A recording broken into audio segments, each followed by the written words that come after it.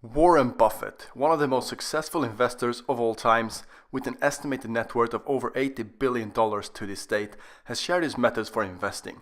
Having bought his first stock at 11 years of age and having $53,000 to his name at 17, he sure knows a thing or two about this market. And even though he spent a lifetime developing his skills, he's now shared some very straightforward advice about investing that anyone can take advantage of. So in this video, I'll show you how you can invest your money safely and become filthy rich. Warren Buffett's first rule is to simply think long-term over short-term. He might be going overboard with this concept, and he is truly embracing it around his entire life. He still lives in the same house he bought in 1958 and is also working at the very same desk since 50 years back, and doesn't use a computer but traditional pen and paper. Why Google when you can just use an outdated encyclopedia book and spend 40 minutes maybe finding what you look for, eh? When it comes to computers, he's only sent one email in his life, and I'll tell you to who at the end of this vid. Fuck it, there you go, it was sent to Jeff Reeks of Microsoft. Jeff Reeks? Who is that, you might ask? Yeah, I have no idea either. And Warren Buffett is still rocking the good old Nokia phone, and to be fair, that thing lasts longer than the 4 iPhones I've had in my life. And he's been quoted saying he doesn't throw anything away until he's had it for at least 20 to 25 years. So thinking long term is natural for him, and the ability to resist selling has proved to be very successful for him. So having that said, the reason for why he's holding on to what he buys is because he does his homework and does so very well. He's stated many times that he spends 80% of his day reading and catching up with the latest news and what companies to invest in.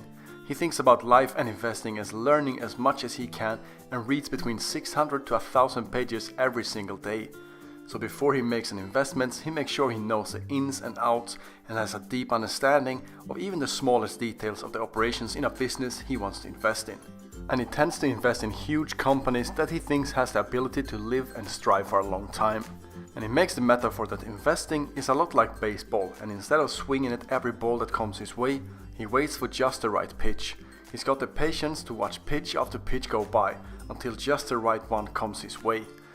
And even when people are screaming to swing, he remains calm and have trust in himself and only swings at the pitches that's in his area.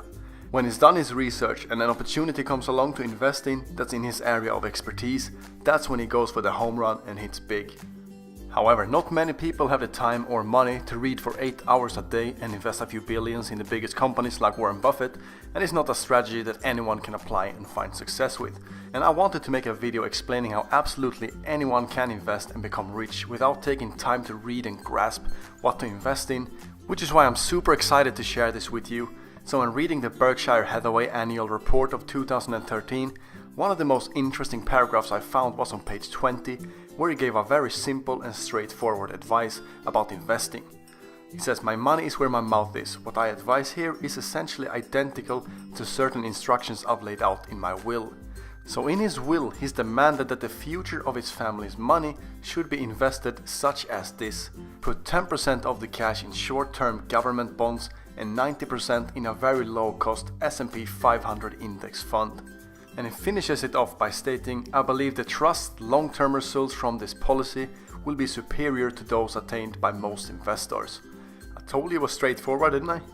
And don't try to outplay the market, but instead play with it. No man or machine can predict the ups and downs of the market, well, except for Warren Buffett maybe, so it would be foolish to try to beat it when you can simply join it.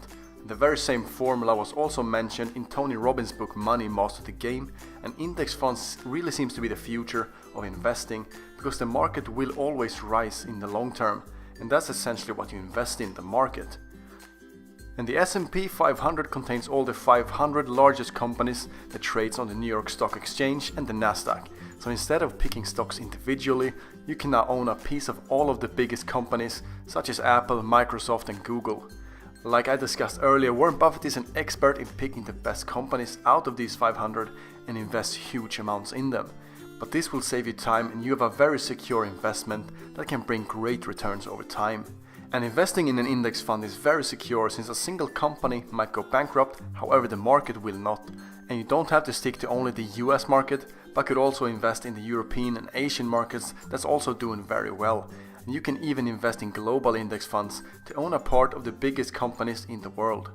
And for the other 10%, the short-term government bonds is a very low-risk, low-cost alternative, and short-term bonds are very attractive to investors because they are very stable and consistently rising.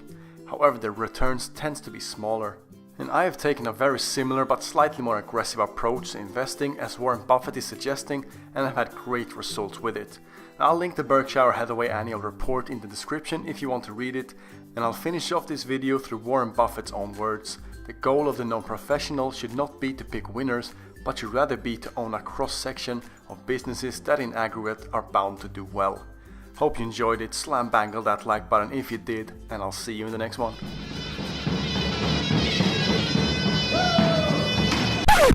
That's how you know you